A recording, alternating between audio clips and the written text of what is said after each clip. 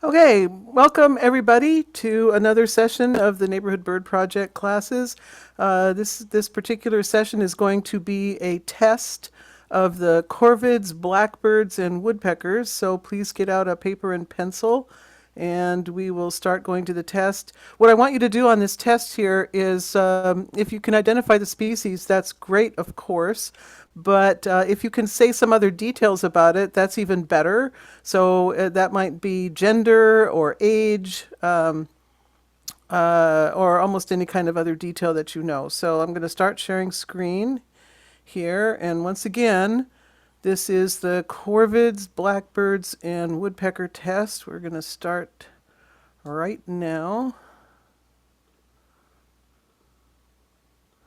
All right, so this is the first bird.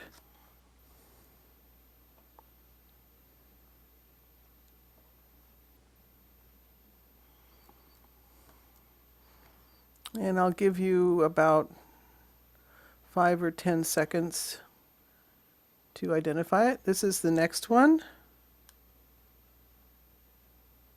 Bird number 2.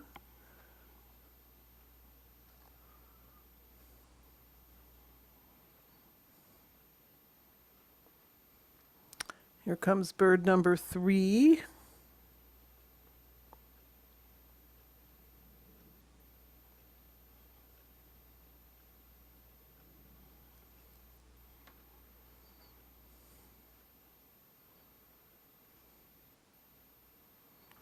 Here comes bird number 4.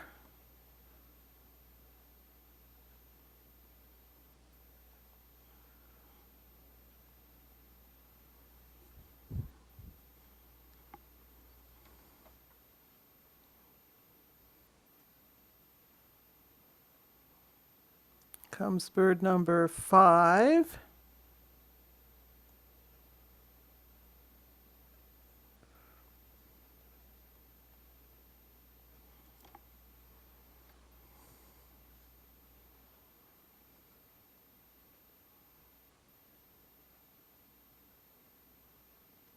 Here comes bird number 6.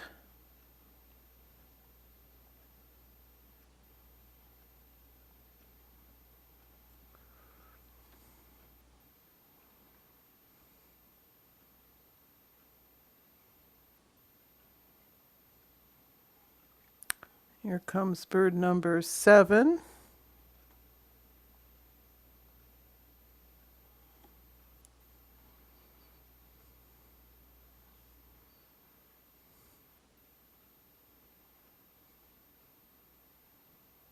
Here comes bird number 8.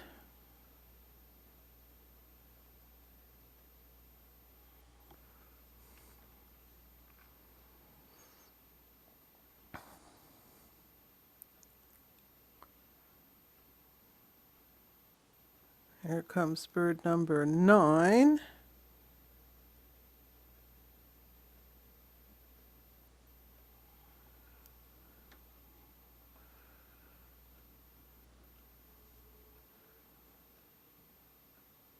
Here comes bird number 10.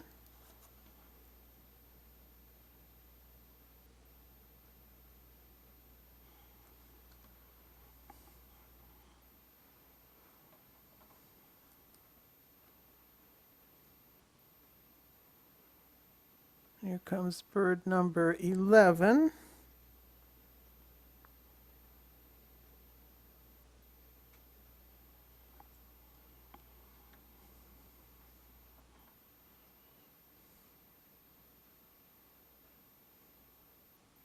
Comes bird number 12.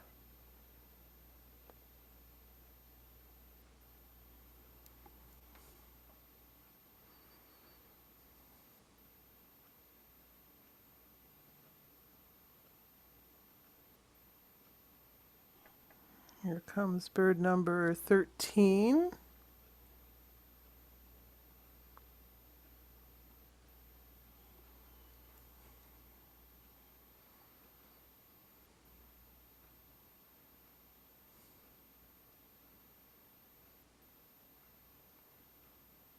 Here comes bird number 14. I think this is the last one.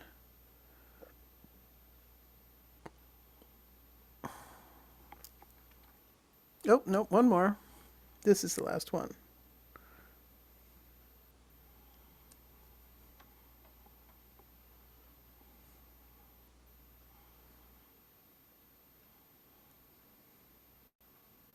Okay, let's go back to the beginning and let's have someone volunteer to tell me what they think this is.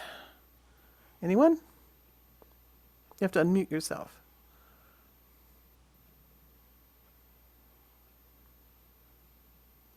Come Red-winged on. blackbird. Uh, Female red-winged blackbird. okay, why do you say that? Well, sort of a hint of red on the wing area. Okay, all right. And the streaks on the breast. Okay. And I think there's probably something about the beak, but I can't remember. Well, we'll start at the bill because I think it's always good to start there with almost every kind of ID that you're going to be doing. And we start with this very pointy bill, which is very typical of blackbirds. It's rather symmetrical in terms of where the upper mandible and the lower mandible meet. You can see that there's about as much bill above on the upper mandible as there is below. So it gives you the impression of an isosceles triangle, but it's a very pointy kind of bill at the end there. That's very typical of blackbirds. And then we go to the forehead and head, the crown, and we see it's very streaky. And then there's this beigey supercilium that kind of starts just above the eye and then goes clear back almost to the nape there. That's also a very good field mark for red-winged blackbird females. And then, as you say, with a lot of these females, there's a bit of a wash of a warmer brown, sort of a reddish brown, sometimes in the face, as you see here on this the lores here, but also sometimes in the on the wings and so on. And then a very stripy undercarriage with the breast, the belly going all the way back to the undertail coverts. That's very, very common also. So yes, female red-winged blackbird. What about this one? Pine siskin. Why do you say that? The yellow in the wing there. Yeah, so The pointy. and the pointy bill, yeah, very pointy bill once again, but not a blackbird bill, even though it looks like a blackbird bill, doesn't it? And of course, when you get these photos, you have no real understanding of size.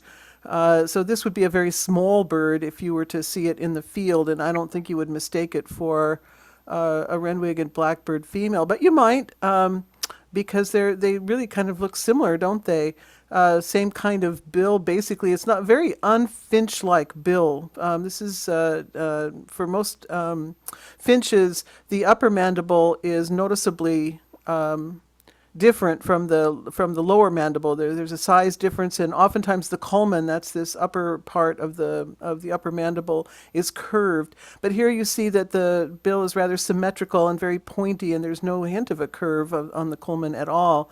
And that can throw you off. And then very streaky head, which is similar to the red-winged blackbird. Not so much of a supercilium, just kind of a hint of one here. And then stripy all over the place. But then we get to this yellow on this part of the wing here, and we'll recall from our finch study that pine siskins always show that, but it can be in completely different amounts. So some individuals have a lot more yellow, both on the wings and on the tail, and others not so much. This is one of the ones that doesn't have a whole lot of yellow to show us in this picture. But yeah, and I put this picture in, even though I said this was a test of corvids and blackbirds and woodpeckers, because of course the birds do not separate themselves into these convenient little categories in the field, and so you have to identify whatever nature presents to you. What about this one? Bird number 3.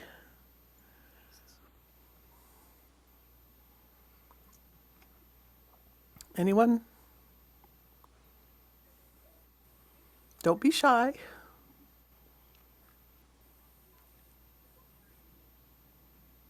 No? Is it a female brown-headed cowbird? That's a very good guess. It is a cowbird, yes, but it's not a female. It is a juvenile. So, uh, what makes it a cowbird in your mind? I think the beak mainly, or the bill, is where I started. And I think really that's the only field marker that I was able to use.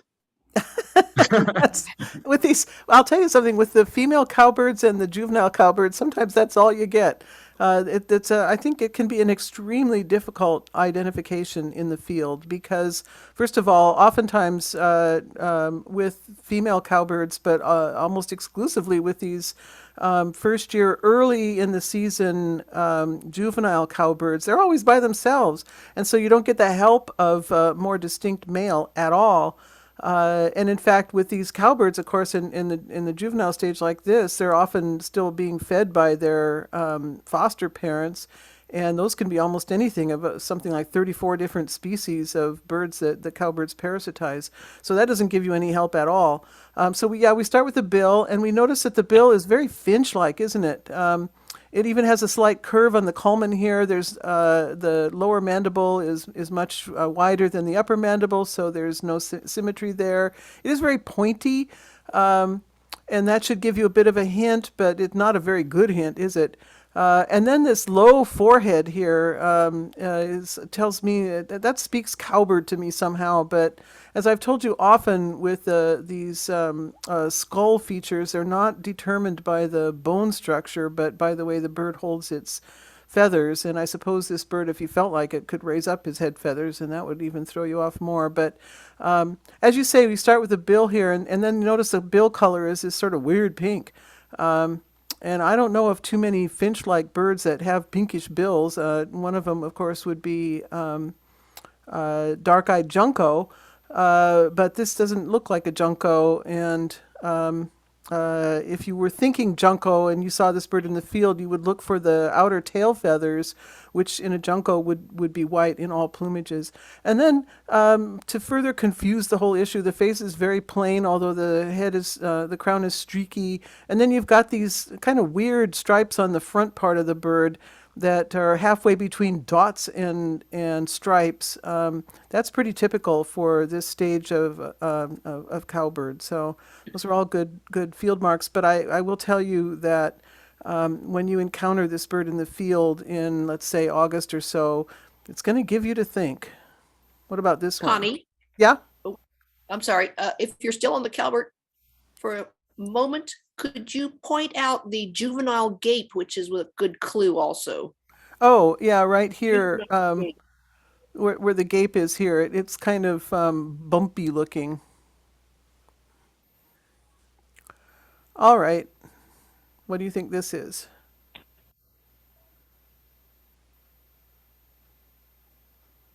Anyone? Come on. How about a Take a guess. crossbill?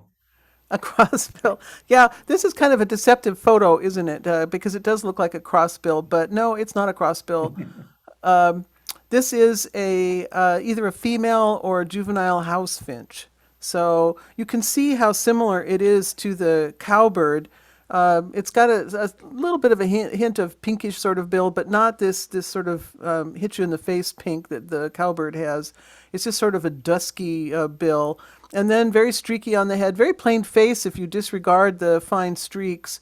And then the whole front of the bird, from the throat all the way down to the undertail coverts, are these sort of smudgy stripes on a beigey background. So you can see that here's the cowbird again. The striping is different on the cowbird, but it doesn't really smack you upside the head, does it? I mean, it is a bit different. The house finch would be a little bit smaller, but that's not going to help you very much. So I'm not sure how to help you too much. To me, this speaks of finch partly because of the bill, but also it seems to me like the eye is lower down, the forehead is bigger, and it just looks like it's a more intelligent bird. That's a pejorative way to put it, I guess. But you see here this the flatness of the forehead on the cowbird is a little bit reminiscent of grasshopper sparrows. And And with the finch, it's like the eye is more in the center of the face. Can you see that? So that's a hint for a finch also. And then the stripes are very different with the house finch. They superficially look the same, but you can see the stripes here are they really are connected. They are stripes and not really dots. I mean, we get a few dots in here, yes, but the striping is just a little bit more distinct. So female or first year male house finch, you can't tell them apart in the field. What about this one?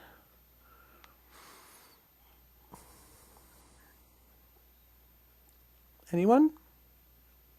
Is it a juvenile starling, European starling? That's a very good guess, but no. This one, this is this is going to surprise you maybe. This is a red-winged blackbird first-year male. So we start out here with the bill, and you see it's this blackbird bill with it's not very much of a curve on the culmen, if any. It's pretty straight and very pointy, isosceles triangle shape. Like the female red-winged blackbird, it's got this supercilium, a sort of beigey supercilium.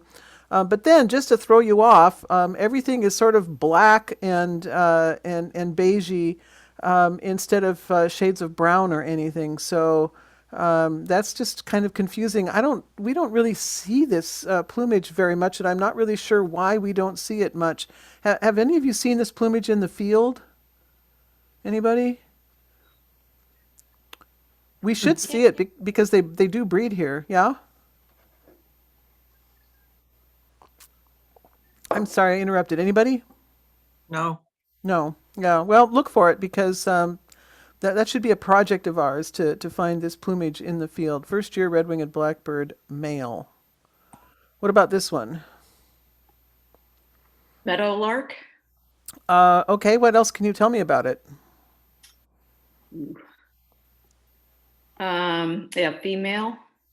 It's more of a winter plumage bird. Okay, so this is they get much paler in the winter than they do in the summer, especially if they're first year birds. So you can see this hint of a black. We'll call that like a pectoral arrangement here, but yeah, it's a western meadowlark. And you see the bill. This is a blackbird, although it certainly isn't black. And why it's classified as a blackbird, it must be due to various anatomical things that we don't know. But its bill is not like the other blackbirds. It is in a way. It's symmetrical. There's no curve on the culmen exactly, but it's so much longer than you would otherwise expect. But yeah, this belongs to the blackbird family. And then just to confirm, we've got this yellow belly, which is pretty diagnostic. And then here's the white outer tail feathers. What about this one? Raven. And why do you say that? The size of the bill. I think in this picture, that's about the only thing you can go on, really, because you're not going to see the diagnostic shape of the tail, which is diamond shape and not straight across the end, which it would be if it were more of a crow. But there are other hints also. This featheration on the upper bill goes down a little bit further in the common raven than it does in the crows. The bill is just massive, and then if you look carefully, you can see the kind of rough feathers under the chin and down the throat, which is a good mark for a raven as well. So common raven. What about this one?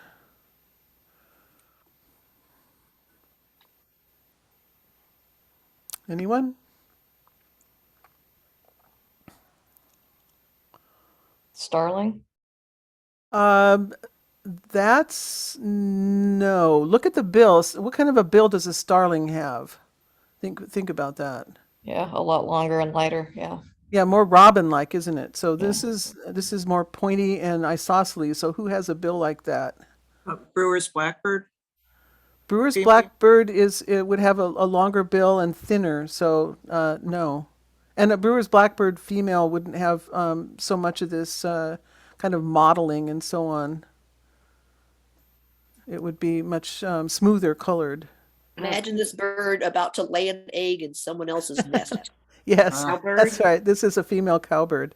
So once again, these if you get her mixed in with a bunch of males, which is very common because they both of them both genders look for nests to lay eggs in and so on. And usually in the spring, if you're going to see a female, there'll be males trying to get her attention and so on most of the time, or sometimes they'll even already be paired and so on. So that will help you quite a lot. But if you get this bird by herself, I think it's once again, I think it's a difficult ID. So start with a bill, and you notice it looks finch-like, but it's straight on the culmen, so that eliminates almost all the finches except pine siskin, and of course this is nowhere near a pine siskin. And start thinking about cowbird then. And then for the rest of the bird, it's just, not a whole lot going on anywhere. What about this one?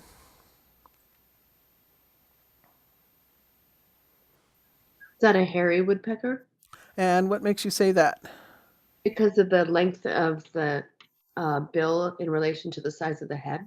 That's exactly right, and that's the thing that tells you the best. A male or female? I would say male Because, because of the dominance of the red on the back of the head. yeah, the female doesn't have any red at all, so that's pretty good. Another field mark that you can kind of pay attention to a little bit is on these tail feathers down here. Oftentimes with the downy woodpecker, that's the only other one you would confuse this with. There might be some black spots here, and that doesn't happen with the hairy woodpecker as much. Or at all, I don't think. But yeah, I go by the bill size. That's about the only thing if it's not talking. What about this one? Beautiful picture, isn't it? Yeah? Say again? A red-breasted sapsucker. And what makes you say that? The red head. Yeah. Who else? who in our part of the world, who else has a redhead like that? But yeah, that's true. Also, just when you get a back look like this, it's fun to see these beautiful white stripes or spots on the wings. When the wings are folded, those look like white slashes along the side, which is very helpful.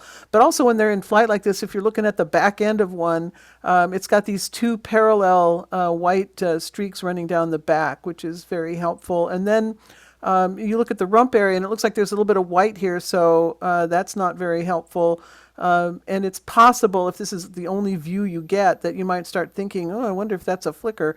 But of course, we're looking at black and white here, not the browns of a flicker. And then you look at the central tail.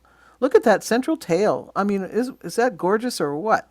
Sort of these herringbone white. It's just absolutely stunning. And flicker wouldn't have that kind of tail at all. What about this guy? The California scrub jay. And why do you say that?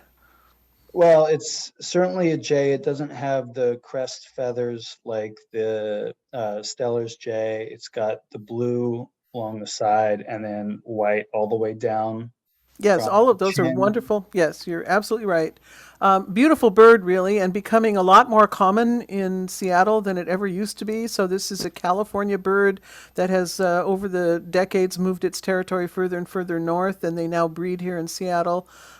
Really just a gorgeous jay. One of the things to notice, even if you didn't see the color, is the shape of these birds as they fly. So jays have these characteristic, very rounded wings.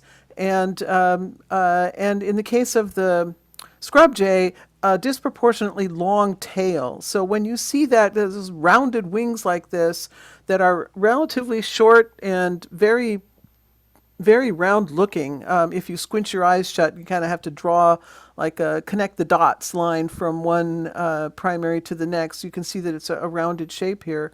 Very characteristic, but the long tail will tell you that this is more likely to be a scrub jay than our other jay, which is a Stellar's jay. What about this one?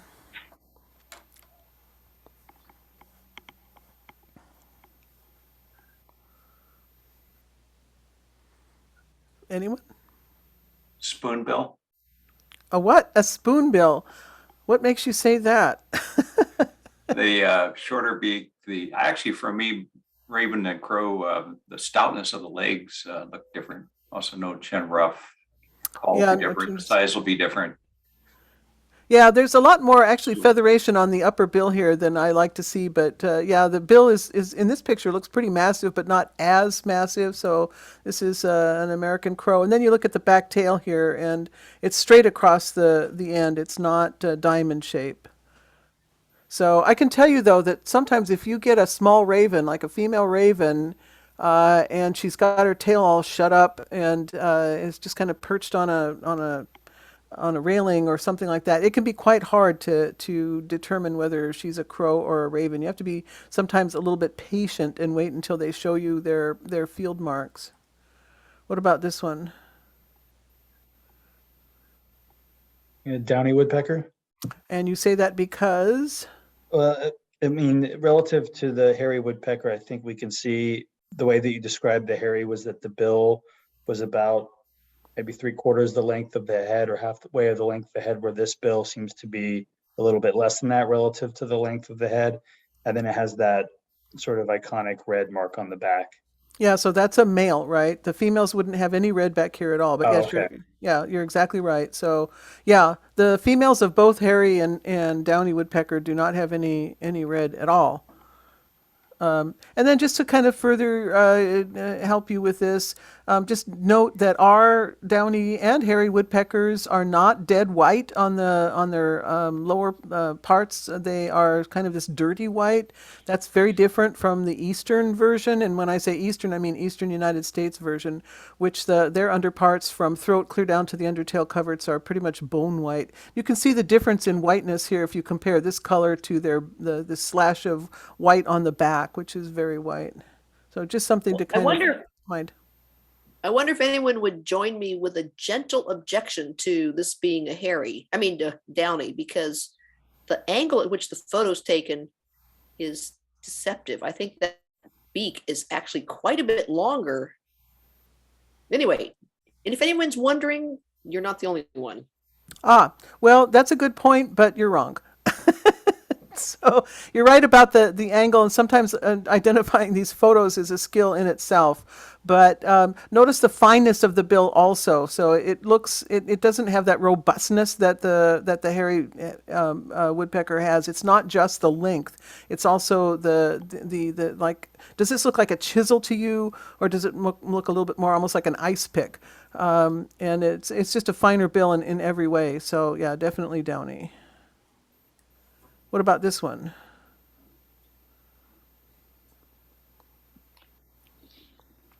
A pileated woodpecker And you say that because of the, well, it's a large woodpecker. And the red head and the red stripe down the chin. yes, The does side of that it, make? yeah. And then notice that the underparts are all black, so that's quite different from the other woodpeckers, if you'll recall. So is this a male or a female? I don't know. Well, this is a Red. red stripe, so male. And also you can look at the forehead, which goes all the way down to the bill. So this is a male. It's just fun to kind of identify as many aspects of a bird as you can, not just the species. Okay, what about this one? This is our last one for this test. Stellar's Jay? And you say that because? Well, the black head, and then it's got the blue breast and flank and undertail coverts. Yep. And so I picked out this picture. It's a difficult picture in a way, but I wanted to point out a couple of things. So here's that characteristic roundedness of the jays on their wings. So the wings are very broad. Look at how broad that wing is, and relatively short and rounded on the ends. And the way this bird flies through the air is very characteristic too. It'll flap a little bit and then put its wings out and glide for a little bit.